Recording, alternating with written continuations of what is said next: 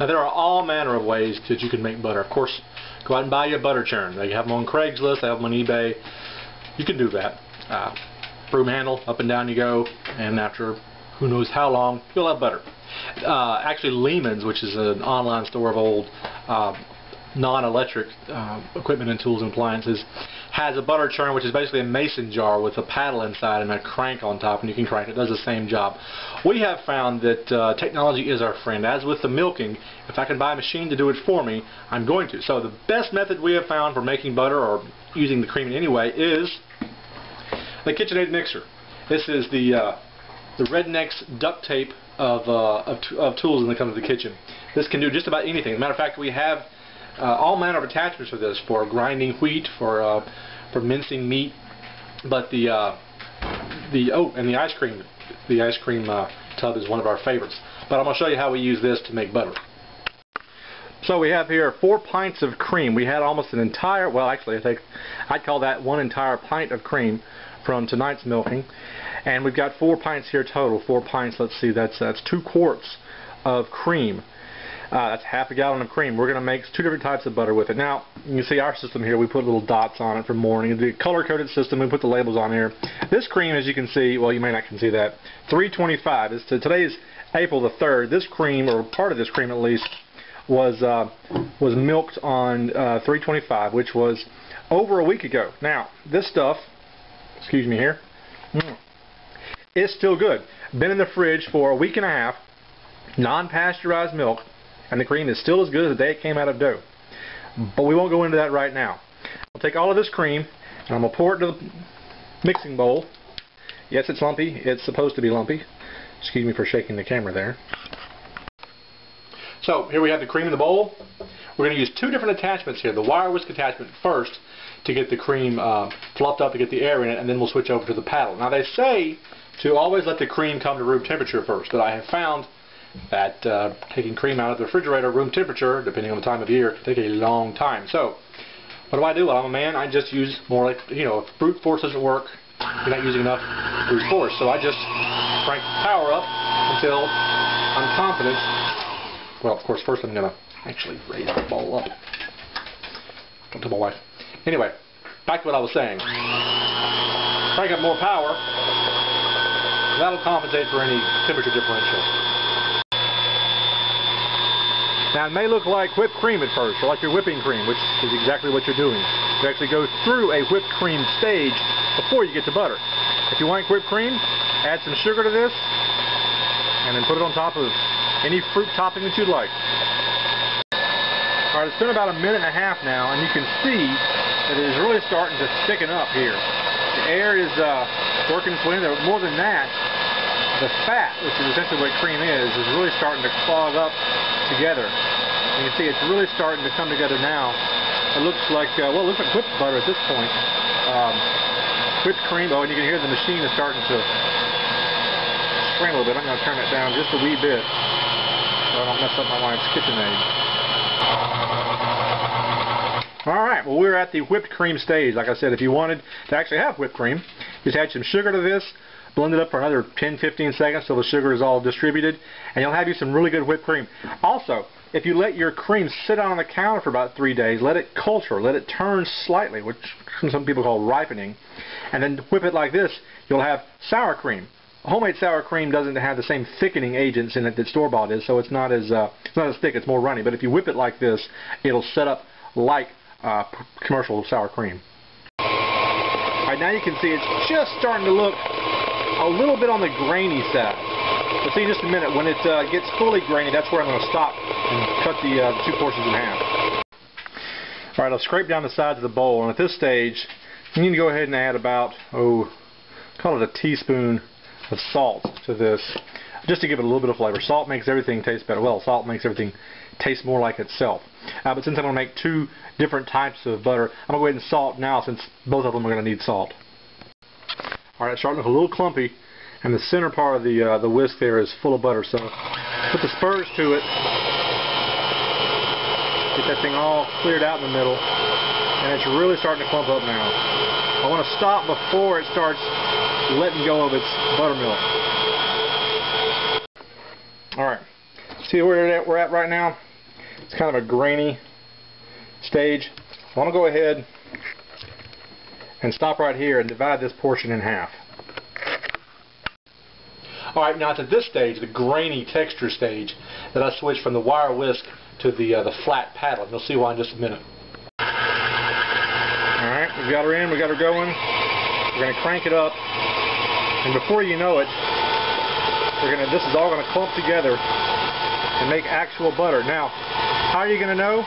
Well, the buttermilk's going to start falling out and splashing all over the kitchen. How do I know that? Well, there you go right there. There's your buttermilk splashing all over creation. I never stop. And there you got butter. The buttermilk in the bottom. Now I'll probably go a little bit longer I'll put the guards on to keep the buttermilk from splashing everywhere. Alright, I've got the guards on it now, and that helps a little bit with the splashing problem. You don't want to go very much longer once the buttermilk starts to really come out. Like I said, it helps just a little bit with the splashing problem, as you can see it. Okay, we're going to stop now. And now what we have here, beautiful, wonderful butter. Actual butter. And there down on the bottom, real buttermilk, not the stuff you buy in the store. So what is the difference between this stuff right here and what you buy in the store? Well, the stuff you buy in the store is actually milk that is cultured, called cultured buttermilk. Basically, you have milk, and they add bacteria to it until the milk sours and thickens. And they also add some thickening agents to it. This is essentially the protein left over, the water, the whey, and the protein left over, and all the fat, which is what the butter is removed. This is wonderful stuff. Tastes nothing like the stuff you buy in the store. As you can see, it's thin, it's not thick like the stuff you buy in the store. I've put it in my tea before. Tastes wonderful. People love to cook with this. We make buttermilk biscuits, buttermilk pancakes, pretty much anything that you can make with a flour product, bread of any sort. This is wonderful stuff. Now, the last step in making your butter, especially if you want to make your butter last a long time, is to wash the butter. So you take cold water. April here in Mississippi, so the water is pretty cold already. You can add ice to it, but you take cold water and you add to your butter just enough to get the butter submerged. Basically, you're going to knead your butter under the water using your hands or a spatula. And what you're doing is you're just trying to press out as much of that buttermilk as you can. So what you do is you put your water in, you knead, you pour your water off. A little butter dissolves with it, big deal. You got a lot. You add more. You press it again. And you keep doing this until the water that you pour off is clean and clear. That lets you know that all of the buttermilk has been removed from the butter. And here you are until you have all of the buttermilk removed from the butter. And the water is clean. And then you pour it out. Making sure you're using cold water, by the way. Hot water will leave you with no butter in the bowl. You pour it out and you put it in a container of your choice. We happen to like these freezer containers from Ball, same company that makes mason jar, well, not mason jars, but the same company that makes preserving jars.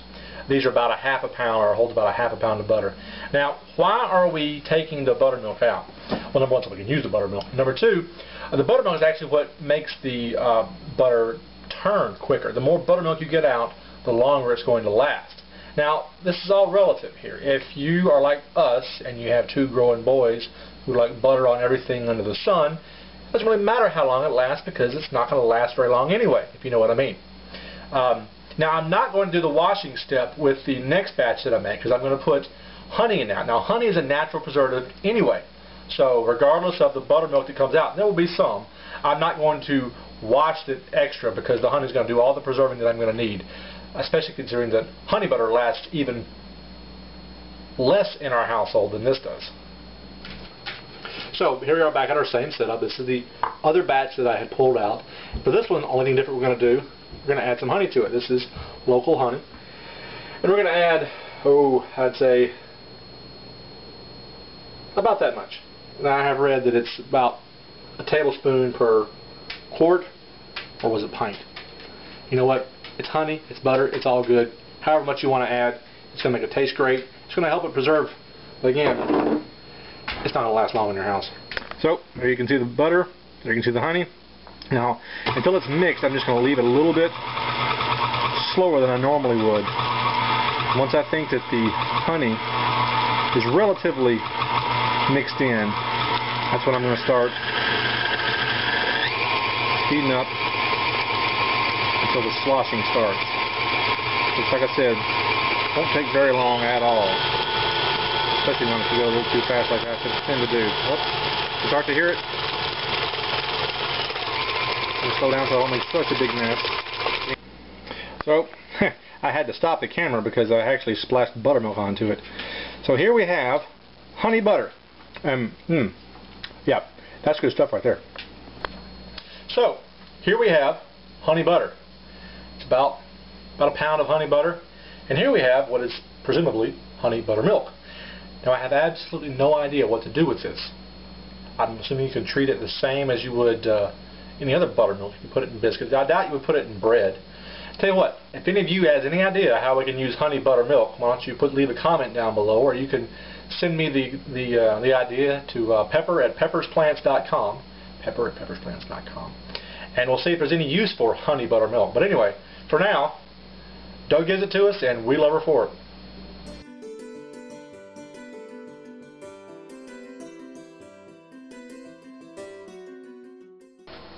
Alright, one more thought on this idea of heads of households having their families blessed by their actions. We all know the story of Sodom and Gomorrah. Lot was dragged kicking and screaming out of his house and out of the city by the angels, and we all know about the fire and the brimstone and Lot's wife turning into a pillar of salt. But what's interesting to me is that Lot was saved almost against his own will. You know, I can imagine, you know, from our perspective, we could say, well, he didn't want to leave, fine, stay there. And let me read you from Genesis chapter 19, verse 29. It says, "Thus it came about, when God destroyed the cities of the valley," Sodom and Gomorrah, "that God remembered Abraham, and sent Lot out of the midst of the overthrow, when he overthrew the cities in which Lot lived." So basically, Lot was saved not because of Lot, but because of Abraham. Lot had been part of Abraham's household, and God still considered him part of Abraham's family. So Abraham was a righteous man, and God blessed Abraham, and through that blessing, he literally saved Lot's life, whether he liked it or not.